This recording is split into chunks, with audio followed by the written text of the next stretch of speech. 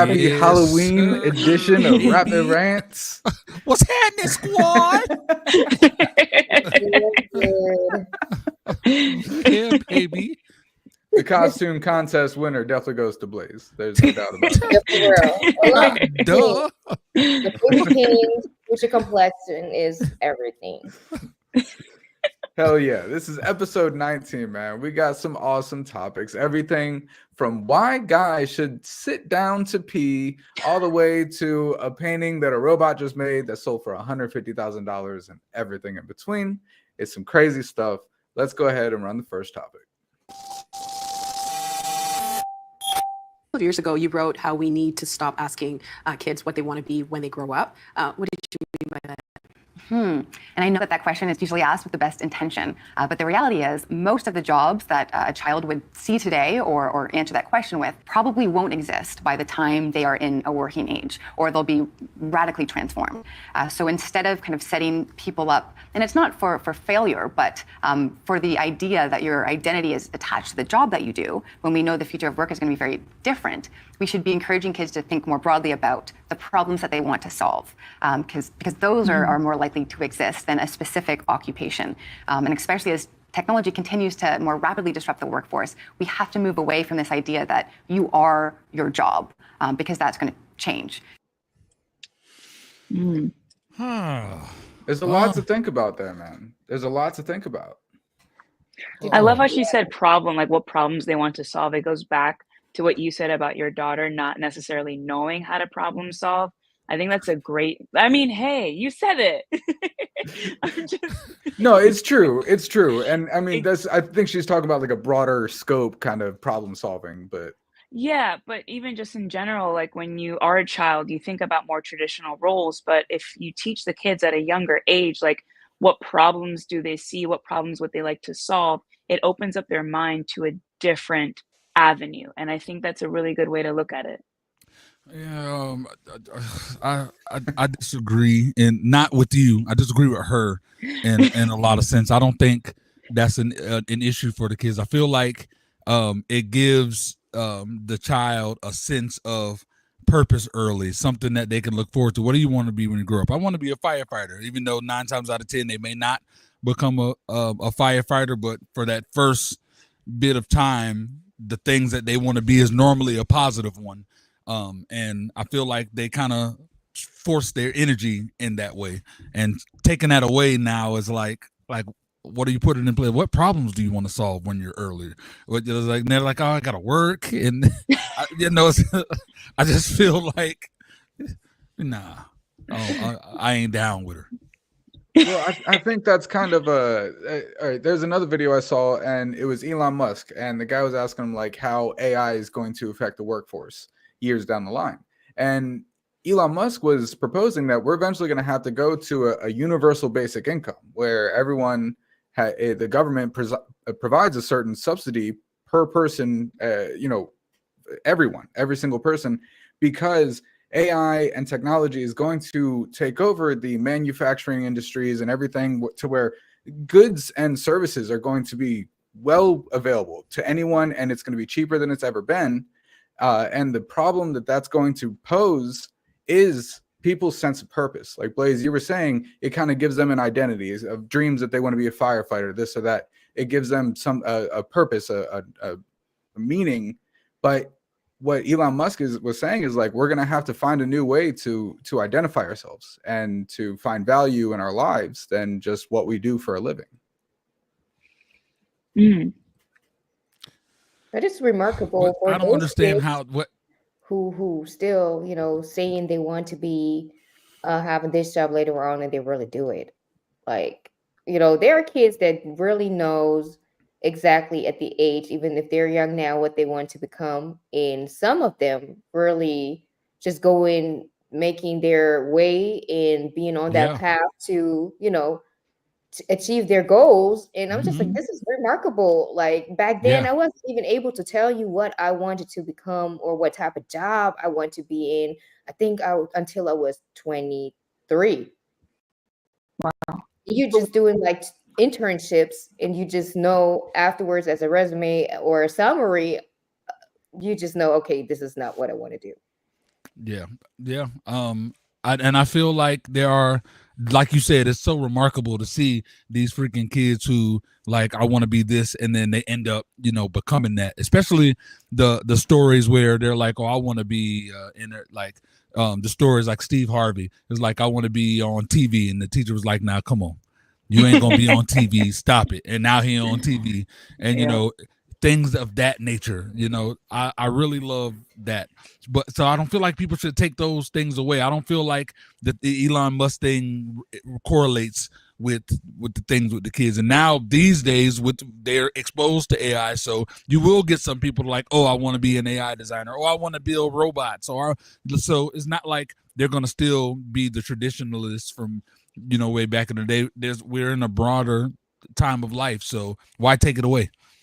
Well, I think exactly what you guys are saying is like is the way that we think now. Is it's admirable for a kid to dream to be this job and then he ends up getting that job, or I think what they're proposing is at some point those jobs are going to be gone, and even if it's not right now, isn't it a better mindset for a kid to think like, man, I want to solve the water supply issue in this third world country? Ain't no damn kid gonna be I want to, because they're thinking jobs right now, because they're thinking jobs. And this woman is proposing that if they start thinking about actual problems that they can solve, they can learn what they need to learn, they can do the research.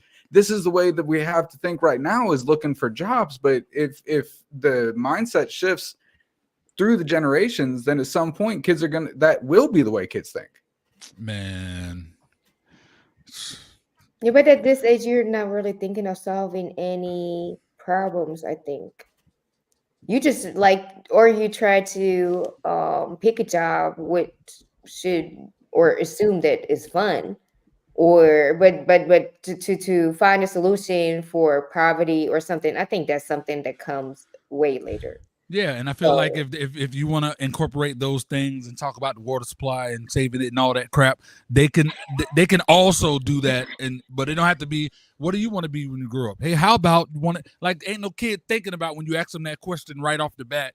Oh, I want to save the ecosystem. It's like you can. It's because of the way things are now, though. We can teach. I feel like you can still teach them things or whatever, but I don't feel like you should take away or give them a choice of what they feel like they want to be when they grow up. You know what I'm saying? It just, I wouldn't take it away. Give them that freedom to be able to express themselves, because then you say if you give them all these options and they're like, now they're in their minds because they're younger. Oh, we have to choose this or that, and now they're not even going toward whatever their passion might be, because now they feel like they have to be in this box. I don't like it. Well, okay. Similar to, all right, I always wanted, growing up, especially from like high school age on, I definitely wanted to be in the film industry, right? And it was a dream of mine, and I ended up going to Full Sail University to study film, and but the first year when I started Full Sail in 2007 was the first year that the first 8-year-old made $10 million from unboxing new toys or whatever. And at that point, I realized I've made a mistake. You know what I mean? Like I could have joined this industry without going to college and everything, but YouTube was a brand new thing. It was a whole new career path in video production that didn't exist before I decided to go to Full Sail. Middle school, high school, you want to go through your different changes and discovering things, you do so. In elementary school, let these kids be great. I was switching up my major in college. I wanted to go from a doctor to a lawyer, and then I was like, why am I trying to follow my mom's footsteps? And I was like, I just want to be an artist. And 10 years down the line, I'm still working on it. Yeah. I should have taken the chances. I didn't take my chances like I did, because my parents were always, you need a good job, you need to have education, and I had opportunities to go for my music and my passion. And here I loved our alarm. Second topic. Did you know? When a man pees while standing, it can lead to unexpected messes. Men typically aim for 4 main spots on the toilet bowl, with hitting the back part being the worst option, causing up to 7,550 tiny urine droplets to splash. Aiming for the water surface in the middle of the toilet bowl results in 372 droplets. No matter how accurate you are, it's almost impossible to avoid splashing. These droplets can fly up to 15 centimeters and break into smaller droplets that fly further and spread more widely. In fact, urine droplets can fly up to 3 feet and land on nearby items such as brushes, towels, and tissues. Also, shaking after peeing is a problem, with 77% of men admitting to doing it. This causes residual urine to spread and form urine scale, which is not only unsightly, but also emits a bad smell. Some men see peeing while standing as a symbol of masculinity, but in some countries, peeing while sitting is the norm. In Germany, for example, boys are taught from a young age that it is more hygienic and practical to pee while sitting. All right, I'm starting this crap. So 2 months ago, if this would have been the topic, I would have been on like, hell no, they're idiots. You ain't domestic. All they want to do is make a man more like a girl. I would have been like that. But you know, I have lupus, so I catch things easily. So I'm just gonna put it out there. I had a freaking UTI. No, I ain't got nothing crazy sexually transmitted. It was just a bacterial thing. So I had to take this medicine that made my pee dark Kool-Aid like orange. I realized the splashing that he was talking about. When you're peeing normal, you don't realize. Oh no! It was everywhere. I was like, how the hell is it getting on the back of it and on the toilet? It was everywhere. So I was like, dang. So now when I pee, I'm like, let me be extra careful and try my best to not, and I don't shake or nothing. And each time, even though I can't see it, I just wipe just in case. But because I saw that it was possible. So they're not wrong. So why don't you sit down? Nah, bro. I'm a thug, man. You see this hair? You can't sit down when you got this hair, baby. The funny part, exactly this type of video, I had it in my story, I don't know, like 2 weeks ago. And I made a poll to it, like, are you sitting or are you standing up while peeing? And most of them, I think the majority was really sitting. And I thought, like, okay, usually I thought most of them men are standing while peeing. And I think for us females, we wouldn't even recognize unless the man doesn't close the lid back afterwards. Well, okay. Right? And also, everybody always gives guys shit about like, why can't you just aim? Why is it all over the place? We do aim. It does hit the toilet, and we're good at aiming. We have a lot of practice, but it splashes. It's not. And that's why you should sit down. Getting all these, and I'm willing to. Okay, I'm all right, totally but with it. I'm comfortable with my masculinity. I don't need to prove it by how I pee. Look, I'm gonna give you a reason why sitting down it just ain't gonna be. It's not. It don't work. You feel me? Some of us ain't walking around with lowercase third legs. You feel me? Some of us out there, I'm just speaking in general, got elephant trunks. You feel me? And it's all on the side of the bowl, and and then we gotta hold it and forget that. We ain't got time. Do you poop standing up, bro? Yeah, but when you poop, sometimes the elephant trunk like to chill out and chill. You feel me? And you know what I'm saying? And it come out, but when you gotta pee, the elephant trunk ready to go. You know what I'm saying?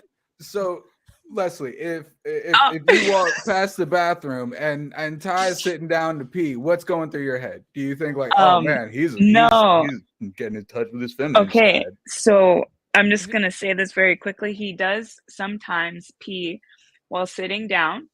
But in certain instances, he can't do that because the elephant trunk. Yeah, but I didn't want to say anything. But after seeing this damn video, how many drops going everywhere? I don't know. This is like, I feel you. I'll be saying like, sit the hell down. I just feel like if you're not gonna take the time to go ahead and just clean it up, because that's what I have to do now. I just know after seeing what I saw, I'm like, how was it all over the place? I just clean up now. I just know you gotta like clean the brushes in there. You gotta do a lot. I mean, I ain't like my toilet. I got a small space. My bathroom kind of huge. You feel me? Tore up the You toilet. dab when you pee, though. Mm. Oh my Uh-oh, God. What is the alarm went off. We can't answer that question. Third topic. Crazy. Like he had one hand on the. What the? Oh my God.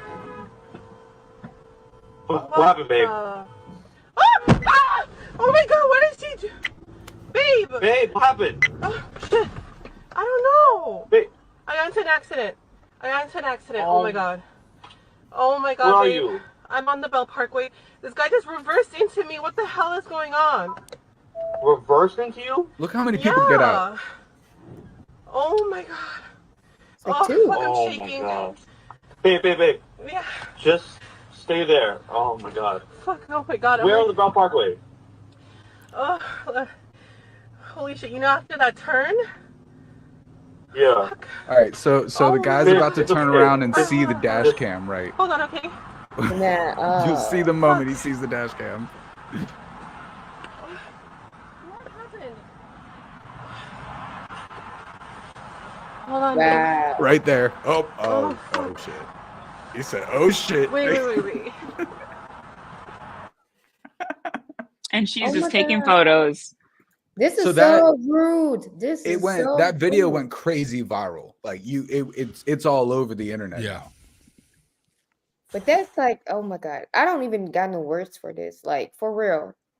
Are people really She was having the plotting. intention to meet up within the group to take a ride and then decide, like, okay, we're just gonna, Wanted to get them some money. Yep. Exactly. Like, but that is a desperate group of friends you got. Like, you got to change your circle. If you could find that many people to be in on that scheme, bro, like, all right, man, you know what? We want to go to this concert, right? I know how to get us paid. I know how to get it. And 4 people get in the car and all agree on, yeah, we're going to go slam on the brakes on the highway and then reverse into them if they don't hit us. It's 2024. There's too many dash cams out there. It was a dumb idea. They're idiots anyways, because how long would it take to get your money, first off? Exactly. Not with State Farm. State Farm, you get your money pretty damn quickly. But the thing is, like, if you want to catch that check, your car is gonna be fucked up the rest of the time. Exactly. You're done, and that car looks like shit now. Yeah, it's just a bumper. Yeah, but even though, why are you that was having worse. the feeling you need to have a dash cam to prove things nowadays? And even I think in Germany, it's not, even if you have a dash cam, you cannot use it as evidence because it's not allowed because of data security. Damn. What? That's wild. Yeah. So they had a debate about like dash cams, and usually they wanted to forbid these type of dash cams. But in effect, you can't really use them, or I don't know what's the actual law right now, but they had really issues regarding using dash cams, even being on the road, because you recording other cars or other people that not supposed to be there. And then but now you see you need it. She's alone, so it's 3-4 people, and try to tell the police, oh, this happened. How she can prove it without having a dash cam? You know what's crazy? I have to look up the case to see exactly what cases was, but somebody illegally obtained some type of footage where they weren't, like, let's just say it was a traffic cam footage or something. They found some way to obtain it, and they had proof of whatever the crime was, but because it was illegally obtained, it wasn't submissible in court. So even though now everyone knew and see the exact proof, the person still got off because outside of that, there was no other evidence. Welcome to the American judicial system, bro. Like, that's the way it works. That's insane, bro. Facts, man. But I did see another video that because it's 2024 and the internet exists and this went viral, they found that car. They found the internet found that car and they smashed it up. They wrote fraud all over it. They spray painted fraud all over it. Like, you can't do that stuff anymore. Like, they had her back. Damn. They were out for vengeance. Imagine if you had a similar looking car. Right. I hope they double check that tag, bro. How mad would you be? And then you saw it, you're at work, and then you see a video of your car all smashed up. Like, did you ever experience something like that? I mean, not like on this type of level, but did you ever experience any type of insurance frauds who just try to get some money? No, well, a cop made a mistake driving by behind me real slow, and he got it right in time, but it tapped me, and I went, ugh! And I got a blank check out. I got a blank check out of the deal. Oh, okay. Fourth topic. But he hit me though. He hit me. But it staged the reaction a little bit, but you know. Un poquito. Un poquito. Portraiture is a huge genre in art history. This is Ada. She could become the world's first AI-powered robot to have artwork sold by a major auction house. In fact, this painting Ada helped create with her human assistance is being sold by Sotheby's. It's expected to make up to £150,000. She's a very big challenge to what an artist is. She's quite controversial just by her existence. How much is this artwork, or how much is it just an image on a paper that has no emotion, no intellect, no soul? History is littered with artists that were called non-artists. Everything from Matisse to Picasso, they all said that it wasn't art because it didn't fit into their conception of what art should be. And I would imagine as art is a progressive thing, it will challenge that as well. Man. Did you see how slow she was like drawing that? How many weeks did it take to finalize this paint, like the drawing? 2 weeks later. You know this movie when they say like, I don't know which type of animal it was who really talking slow, like her. Oh, the sloth.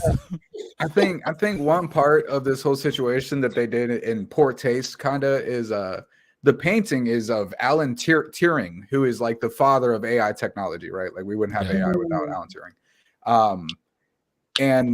But they titled this painting, the first painting that's gonna be sold by a robot, right? AI God. I think that was just in bad taste. Like we're already in question of this and everything. And then we're gonna call the painting AI God. Like I think it's taking a step too far.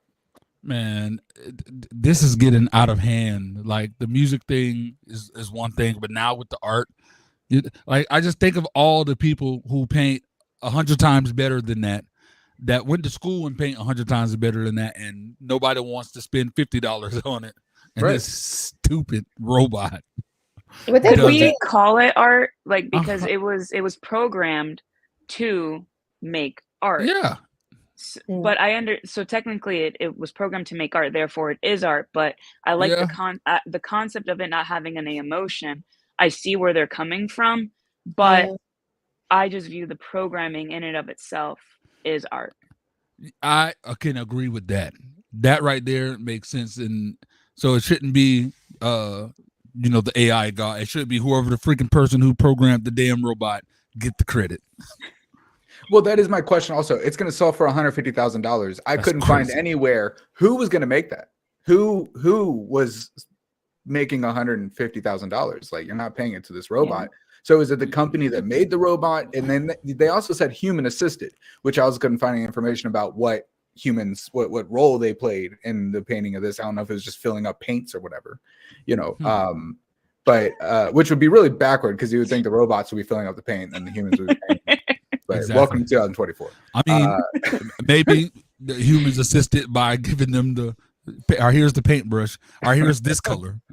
Or maybe they assisted with the color palette. I have no idea. Yeah, but they might find someone who really pays that much. I mean, it's art. Oh, please, art. there's and especially that's going to appreciate, like the first painting ever sold by a robot. That's going to do nothing but appreciate. Art appreciates. Yeah. That's Well, I'm glad we're no longer in that crazy NFT era, because it was it was killing me how you could take a picture of something and sell it for, as long as you made it have value, it had value. It was insane to me, some of the things that they were doing. I ain't gonna lie, I tried to get on it. I had my NFT store. I'm like, we gonna make this pop. It didn't.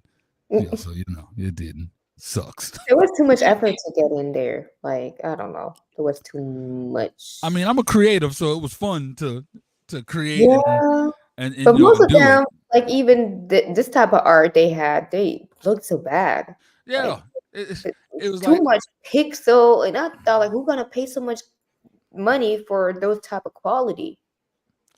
it could be. Let's say if character was falling down and he made like a face, and they took a picture of and it would sell for freaking $200, and then they can resell it 1,000,000 times over, and then that person could take it and sell it for their price, and then that person, but you always got the royalties. It was insane. It only lasted like 6 months though. It was crazy. And I'm glad. Fifth topic. No, I like to tip, you know, it's kind of like how people come up with their way of living. But selected restaurants in New York City are breaking rules, allowing customers to enjoy a meal with no tip necessary. For me, when we were checking out, I thought we were gonna have to tip, but you don't. So it's kind of nice. It's a nice feeling. Ichiran in Midtown opened in 2018.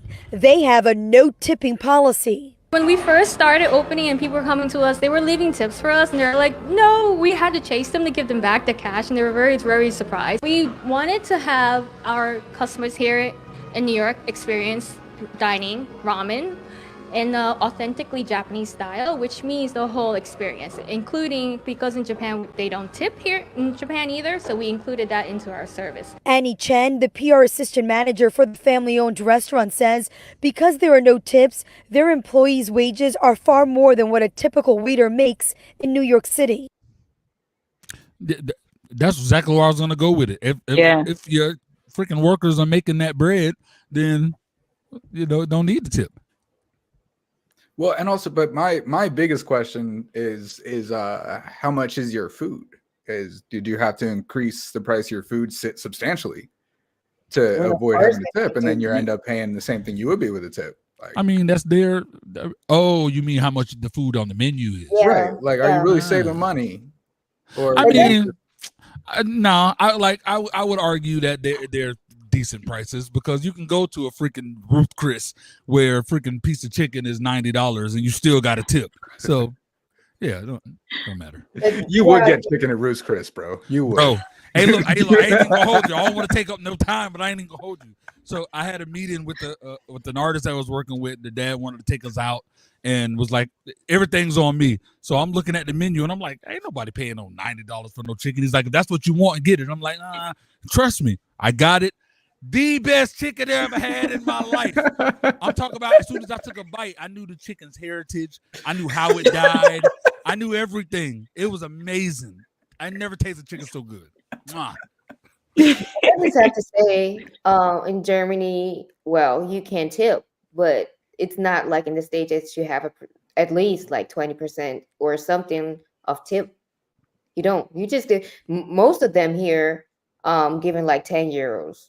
Depending, like, okay, let's say if you have a bill of 150, you just get like 15 or 20 euro. Okay, so it's like 10-15%. Yeah, but the question behind it would be like, okay, why they really need that tip? So the salary, or they get paid per hour.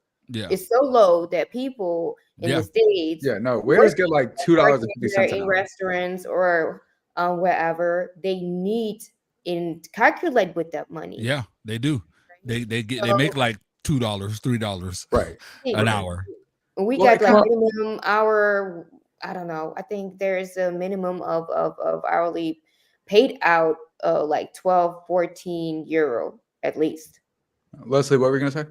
I was gonna say there's definitely been a debate about tipping in general. So there's some people are like, okay, what's the point of me tipping? And there's other people, well, because they provided a service. My base tip is always 20% tip. That's my base. And then I've seen people that they don't tip anything. I even tip my tattoo artist. Like, I don't have to, but a service is being provided. So I'm going to tip you. But if they did increase their pricing for their hourly wage, then that's great. But that's not everywhere. Like, they get very little money. Service. And if you're not satisfied with the service, I just don't want to pay anything. Well, it kind of makes me sad because, like, going, before college and then after college, before I found, film jobs, I waited tables. I waited tables for like 6 years, and I liked it. It's a fast paced environment. You get to interact with people. You get to be yourself, and bro, I used to make so much money waiting tables. I mean, there was restaurants I worked at $200 a night average. There was nights it was better. I know off rip, you would have been a dope freaking waiter, I bro. would be a I would have waiter, loved to have you man. waited on our table, bro. For real. Imagine. I used to have fun, but like I would never go back to it now, because even restaurants, typical restaurants that do tip, like people aren't making the money. The economy isn't what it was when I was waiting tables. I don't go out to restaurants like that because I want to be able to tip a lot. And it's I'm not going if I can't afford it. You distracted the hell out of me there, Blaze. I was totally distracted. Good. Last topic for our questions.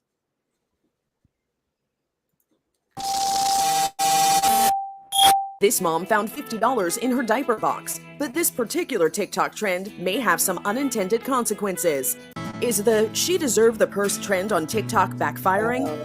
She Deserved the Purse was supposed to help out struggling parents, specifically moms. A creator had posted walking past just a purse in a baby aisle, and she had just posted across the screen, "She deserved the purse." Another creator went on and said, "I've been a mom who's had to put something back because I couldn't afford something for my child." So she went and started the trend of like putting a $100 gift card in baby formulas, baby diapers, whatever they could at mostly Target. Some people have done other stores. So it kind of took off from there. What a lot of influencers and creators started to do was leave money in baby items. They would film themselves doing that as well. I'm assuming in hopes of getting more people to do that and getting more people involved in that. So how did it backfire? It backfired because people are now going into those aisles and opening diaper boxes and taking the money from the "she deserves the purse" trend. The internet can't have nothing nice. Yo, these no good little bastards. I mean, come on, bro. The whole concept of paying it forward, like, did you have to record it? Yeah, you don't know if that person's going to pay it forward, but you just ran into the issue of like, I'm filming stuff for content, for social media, for the likes and the views, even though it's a good concept. It's kind of like, why are you recording yourself feeding the homeless people? Yeah, and it's a double-edged sword with that. Like I like there's an influencer who does things like that, but he never shows himself.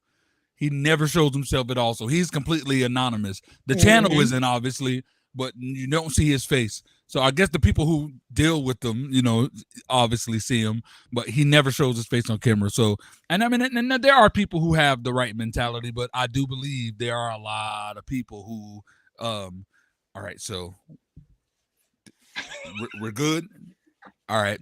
Here, sir. Da da da da da da da da. It's insane. The other argument to that, though, is that these channels are monetized, and the money that they make from posting these videos allows them to continue to help homeless people. Yeah. To continue to do the "she deserves a purse" fund. It's there. I get there's that. Yeah. benefit to it, but if you turn around and use that income to continue your mission, then I see nothing wrong with it.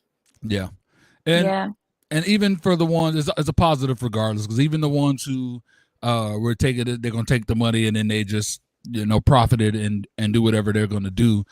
People that are watching it and seeing the genuine happiness of the homeless person or the person that's getting helped. Like a lot of people like to go online and see that type of stuff. My girl loves to go online and see the acts of kindness, and she don't think of stuff like that.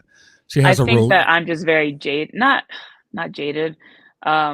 Like I try my best to view the world in a positive manner, but sometimes you never know if people are genuine anymore. Like watching that video, it got me very emotional because I'm like, that is absolutely beautiful what they're doing. But then instantly I'm like, are they just doing it for the likes and the views and the money?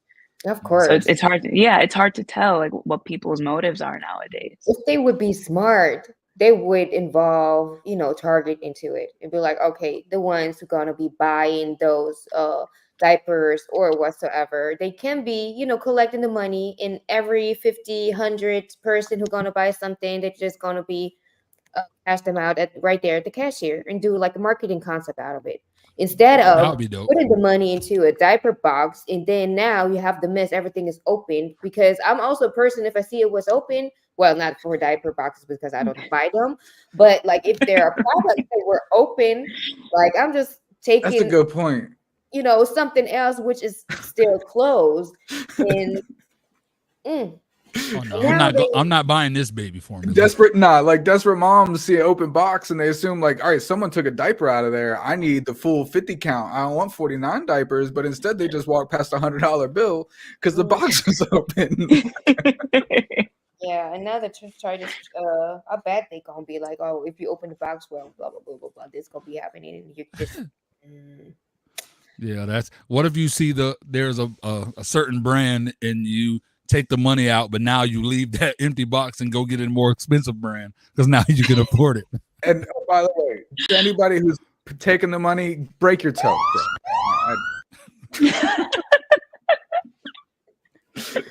All right, we're gonna run Leslie's question.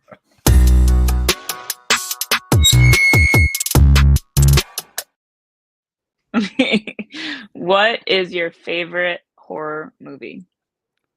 My favorite horror movie is Halloween. Everything from the Halloween franchise with Michael Myers is my freaking favorite.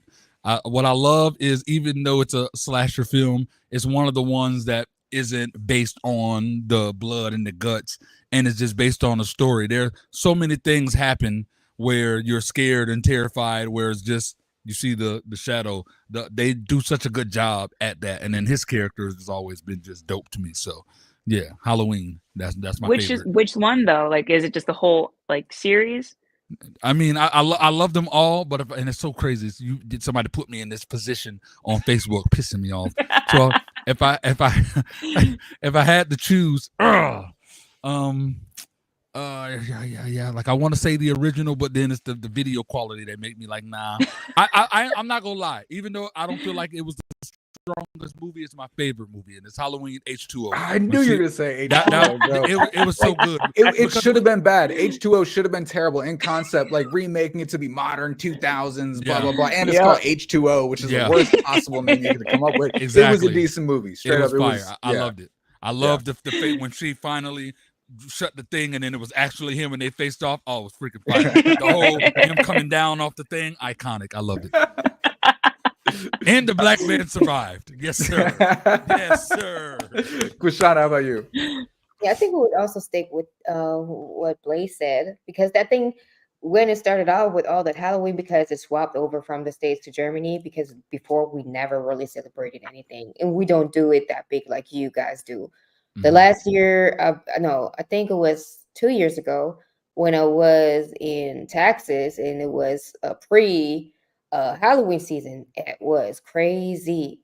I mean, Christmas is even more crazier. But even Halloween, and we don't do this type of decoration in houses. We don't do this over here. We got Halloween parties. Really? Yeah, we don't do it like that. We got parties, and we got like, different type of topics and events, but we don't celebrate it like that. The Just kids, another reason to drink beer in go Germany. out, and like candy. So I think my first, when it all started with the Halloween, I think I would stick also to the old classic ones. I mean, the Return of Mike Myers was good, but I don't know. So many new movies are coming out, and I think I think I would have to say 28 Days Later and 28 Weeks Later. Y'all know those movies? I do. I have not seen that in a long time. Right? No, me neither. And they were independent films, and I mean they did so well. It's beautifully shot. The story's incredible. Cillian Murphy, he's incredible. Yeah. And I don't know if you know, but they're coming out with 28 Years Later. That's gonna be dope. Right, bro? And it's such a cool concept that they really did make it 28, like the 28 days, and then like 28 months. They made 28, and now it's 28 years later. They're making another one. That's awesome, man. Fire. I love it. Leslie? I don't know if this constitutes as horror, but Saw. All of the Saw movies. Love definitely all horror. of the What the hell Saw else movies. would it be? I guess thriller, but it's horror. I saw like Halloween type of movies that you watch. Yeah. Yeah, Oh, I love Saw. Yeah, Saw is definitely a I horror movie. always look in the back of my car now before I step inside to make sure I no do one's that there. regardless. I watch too And many spy movies. I'm like, how did you get in there? But then I also like, yeah, back then, what it was called when every time something happened. Final Destination. Yeah, Destination. Final Destination. They're coming I out won't with a drive new one. behind those trucks, man. I still won't drive behind those trucks with the law. I Ever. won't. Nope. Ever. Yeah, even though the buzzer is gonna go off, freaking Saw got somebody punched in the face at Halloween Horror Nights. By the way, just want to let you know. They had those things where the lights cut off, the pig is there. Lights cut off, pig is there. So I thought I was through. A pig came by, bam! I'm so sorry. That's why I will not do haunted houses anymore, bro. I will punch somebody. I'm getting arrested if I go to a haunted house. There's no doubt. I should have been Jigsaw today. That would have been cool. Would have been dope. All right, we're gonna run my question.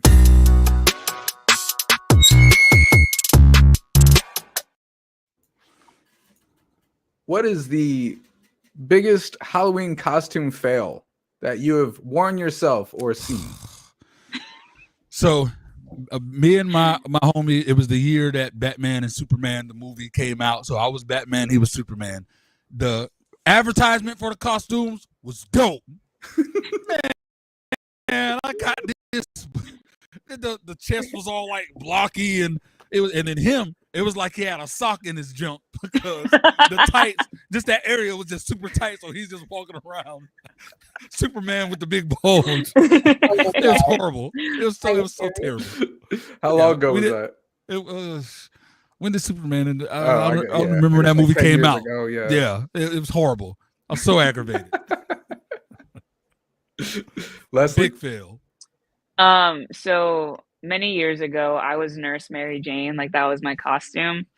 And I didn't have any on me. So people were like, how are you going to be Nurse Mary Jane and you don't got anything on you? I was like, oh, damn, you're right. Epic fail.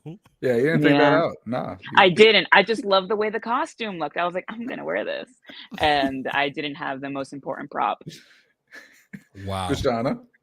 Well, Halloween costume, I can't really say. We got carnival, something where you like dress as well. But I think the worst case I think that I had was had this costume on. It called Heidi. She's like someone who lives, a cartoon who lives up in the mountain, and she's so German, and I don't look German at all. So I think that doesn't Heidi have like the pigtails? We're like, okay, who are you supposed to be, or what you want to be? And they were like, okay, I don't got no sheep and I don't got no cows, but you don't look like. She's like, I'm Heidi. They're like, right. They were like, right. What the hell? So I think it was like a fail back then, but well, it was famous. All like these type of kids cartoons that you're watching. So. Doesn't Heidi have the pigtails? I believe. I think no, she had real short hair, and then she had a friend who was sitting in the wheelchair, and then was I think Sarah. That's I think a German thing. Yeah, but I think it was familiar. But okay, whatever character. Yeah, okay, but big deal right here because no, I didn't look like Heidi. But I just want to give you a chance to change your answer to the worst costume because. Do you see what you're wearing right now? Oh no, this is the best costume. You better tighten up. You feel me? Yes, sir. Yes, sir. This is the best costume. Look. What I want to know is how did you get your hair in there? Man, I'm not gonna mess it up for the people. A magician never reveals his secrets. You know what I'm saying? Oh, so you'll tell me after then? Yeah, after the show, I got you. Gonna be backstage then after All right. So when I was a kid, I was real young. I went as Aladdin, and my parents got me the whole costume. I'm wearing the costume and everything, but it's like the in the very beginning when he was homeless. So it's like the short sleeves and the pants that don't go all the way to your ankles. And I was in Maryland. It was cold. It was like 30 degrees. So my mom made me wear like big ass sweatpants under the pants, and then I had to wear a big like winter coat over the costume. Wow. But the funniest part is I'm trick-or-treating and I go up to a door and knock knock, trick or treat, and they ask me like, oh, are you supposed to be a homeless boy? And technically yes, because Aladdin was homeless in the beginning and that was the costume I had. So it worked out. Just street rat, wrong century. Get off of my porch, street rat. That sucks, bro. I wasn't ladies. happy about it. I was mad. Like, How old were you? I was probably like 7 years Oh, old. you And bastard. I'm sorry. You got away with it once, not twice. I didn't make the please. connection till years later that I was homeless and the character. So, Oh, all right, we don't know Blaze's question yet, so we're gonna run that. We hope it's a good one.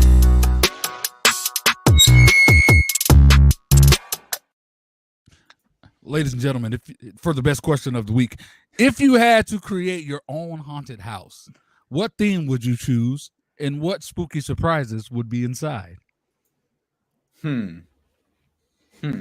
Yes, sir. Leslie looked like she was ready with that answer. Yes, the theme would be Resident Evil, hands down Resident Evil. And then the spooky surprises would be not the slow walk, but the running zombies just coming right at you in all corners. Right. Yes. That's freaking dope. Damn. Definitely punching somebody. Definitely gonna punch somebody. Oh, that's the best. What is better than that? Okay. I think I would go with like creepy grandma's basement. Oh. You know those basements that like the old people basements that you go into, and there's like the old looking like Victorian era paintings, but it's real bad lighting. There's like one light bulb in the back of the room, and there's just shadows from these weird statues that they've collected over the years, and it looks like anything could come alive. But I think my twist would be there's no people to punch, so I could enjoy it. And if I do punch somebody, it's a statue, and I'm the only one that regrets it. So. You always have this hobby with your grandma. Didn't we have the grandma? Hey, which grandma? Which grandma? Yeah, which of them? I only have one, guys. Don't tell her. Don't tell her. No, I think I would do like a Saw topic haunted house. Damn. With each room, with like the needles. I think that's like they were so remarkable. Oh my They were god, insane. scenes in there, which are really stick in my mind since then. And sometimes I'm a little like paranoid when it comes to certain situations. Yep. So I think that would be dope. But then I would have like also like a roller coaster in the backyard. Oh, that would be like Final Destination. Yeah, that'd be freaking dope. Damn. That'd be freaking dope. So People will not be. They will be so shocked when they get out of there. They're like, "Oh my god." So my first idea was gonna have Saw, but now that she did it, I'm gonna change that, and I'm gonna take Final. It was gonna be Saw and Final Destination merge, but you just wanted to ruin everything. So thanks. So now I'm gonna have to do freaking crap. I want to do a blend between The Walking Dead. Oh. The blend between The Walking Dead and freaking what is that freaking space movie, the Alien. Oh yes, I'll do a merge between The Walking Dead and Alien. So not only do you have to worry about them little things coming out of nowhere something will pop, you'll see somebody on the ground dead, and then one of the freaking things shoot at you in the face. Yeah. So just Alien or Alien versus Predator? No, just Alien. Just Alien. Just Alien. Okay, Yeah. Gotcha. Predator would kill all the damn walkers, and he was just like, "Come on, bro." I'm not going to any y'all's haunted house. I'm staying home. Yours sounds boring as hell. Yeah, nobody will go in the damn grandma. basement. All right, I'm gonna be Grandma's hanging out in my basement? creepy basement haunted house while y'all get chased by quick moving zombies and aliens popping out. I want nothing to do with it. At least we get good cardio. He So just doesn't want to catch a case. That's all. Yeah, He or can't like a catch a type of case. like Korean, like Asian type of style. I'm afraid of Asian horror movies. Like, there was the movie Grudge. Ooh. The Right, Asian version of Grudge It's insane. insane. I never Ridiculous. all the whole, like every damn scene is like, I can't do. I'm racist to little Chinese kids, by the way. I can't do it. I admit it right here on. I can't do it. Yeah. Hey, you scare me. You feel me? You scare me. So Note to self: don't use the last 5 seconds for short form. All right. Thanks. Hey, this has been a really dope episode. This is Rapid Rants Halloween edition, episode 19. as always, please like, subscribe, share, and you can catch us every single Friday at 3 p.m. EST on the most prestigious network in the land, the Signature Series Network. The most prestigious network in the land, the Signature Series Network.